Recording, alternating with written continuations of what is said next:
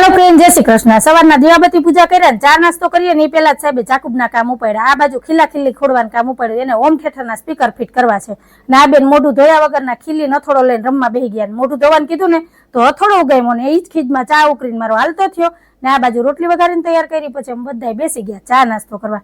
ચા નાસ્તો કરીને સાહેબ તો ટાઢો કોઠો કરીને બેસી ગયા હતા સોફા ઉપર, કેમ કે આજ તો સ્પીકર ફિટ થઈ ગયા। હવે તો હું રોજ હોમ થિયેટરમાં ગીત સાંભળી, ત્યાં બા આવીને ઇન્ડોરે બેસી ગયા અને સાહેબ તૈયાર થઈને આવેલા દુકાને, કેમ કે બા આવી ગયા એટલે હવે સાહેબનો ટાટિયો ઘરમાં ન ટકે ને અંદર આવીને જોયું તો મારી મીઠુડી તો માથું વરાવતી હતી, માથે વાળ કેટલા અને વાત કેટલી, મને કે ચોટલી વાર દે, પછી ઢીંગલીની ચોટલી છોડીને મારે ઢીંગલીની ચોટલી વાર દીધી। તારાના ચોટલી કેવી લાગે છે જરાક કહેજો ને કમેન્ટમાં।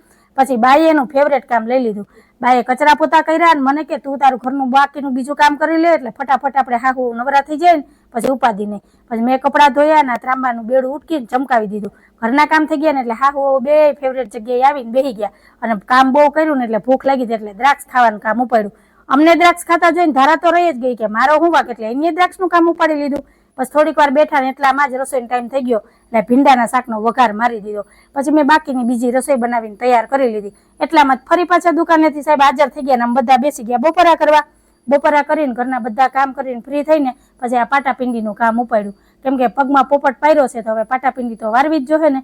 પછી આકડાના પાન બાંધીને પાટો વાયરો ને મોજું પહેરી લીધું। અમારા ઘરમાં ભીંડાનું શાક બધાનું ફેવરેટ છે, તમને ભીંડાનું શાક ભાવે કે નહીં જરાક કહેજો કમેન્ટમાં। આ તમારો આજનો નાનકડો વિડીયો જો તમને ગમ્યો હોય તો વિડીયોને લાઈક, શેર, સબસ્ક્રાઈબ।